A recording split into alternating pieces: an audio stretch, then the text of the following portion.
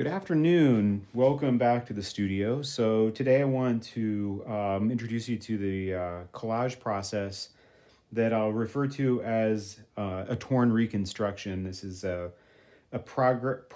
process or technique that I sort of picked up from a Lee Krasner image I saw where she had cut up and then collaged down and worked over some charcoal drawings that she had done. And I thought, wow, that's a great technique for reinventing form, for finding new form, for dealing with piles of old drawings, and also for, in this case, the exploration of composition. So what you'll need to do to play with this is to take 3 or 4 old pencil or charcoal drawings or whatever you've got laying around like that, and then tear and cut them up, and so into smaller bits. And really you want, when you do that, to create a variety of sizes, because you don't want them all to be the same size. Everything that is the same is equal to each other. There's no hierarchy there. So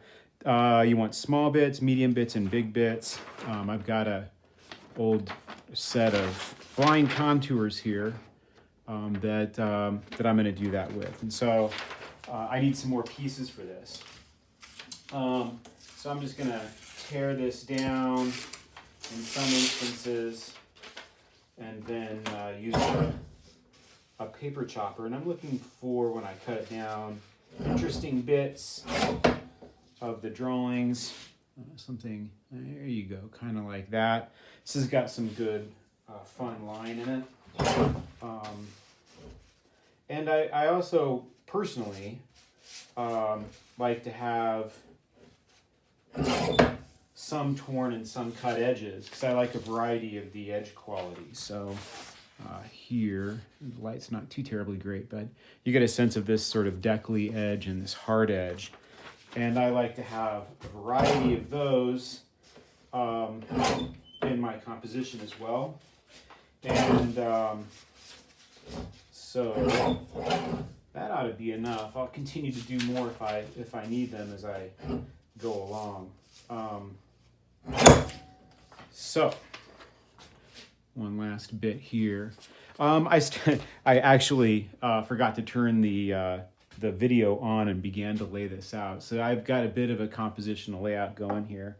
What I've done is I've in order to aid the success of the composition, I've drawn a line on this 18 by 24 inch piece of paper along the rule of thirds. So I've gridded this out, and you can, I believe, see some of those lines in here. And so that's going to remind me to place areas of emphasis like this ocular and this bit off on those quadrants, so that I don't just centralize my composition. That's one way to deal with the composition. Other ways are, I could begin just play around here I could take all of my bits or the most interesting stuff and begin to build a composition from the edge in like that, and begin to make a composition that moves throughout. And this is the great thing about collage, is that I can continue to lay things out and reconstruct them until I find something, a layout that I like, that moves well.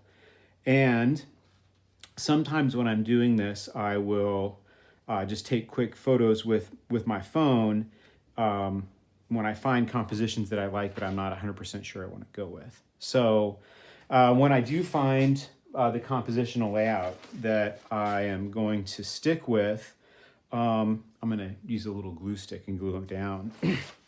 And then I'm going to come back in with other drawing media, perhaps even some watercolor, watercolor pencil, pastel, or whatever, and draw in and around the composition that I'm looking at. So when I kind of actually like that coming off the edge right there.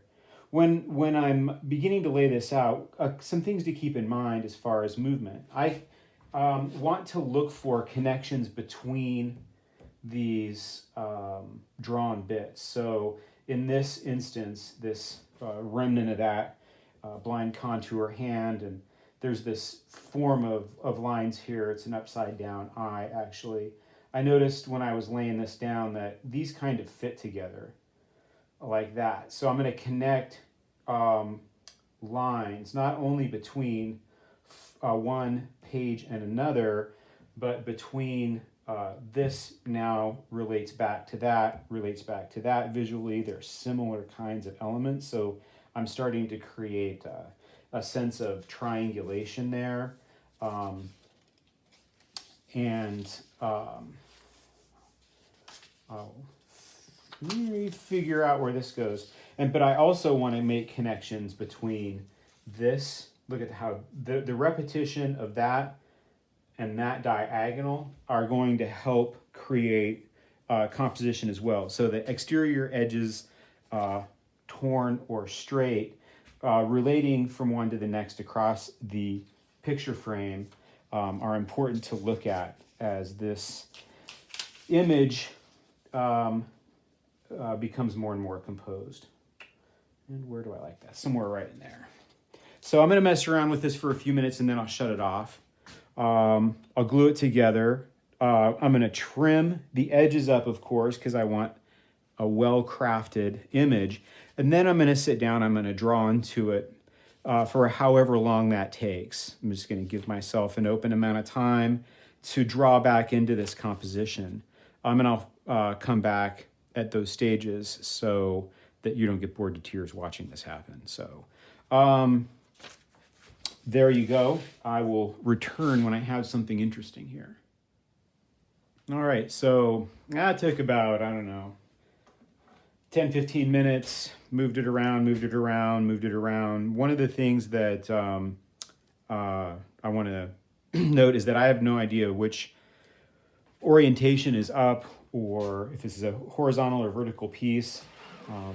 I continue to move it around like this to get one sense of how it's moving, and then I'll turn it like this. And make sure, for me, I like for my compositions to be able to work fairly well in any of these directions. And by turning it, I can find or feel out where I have sticking points. And then I can shift around and change. I think I'm going to go with this right now. So I'll glue this down in a second, and then begin to draw into it. So one of the things that I want to note here, and here are these sort of points of interest. What I've tried to do is create continuity, visual path here.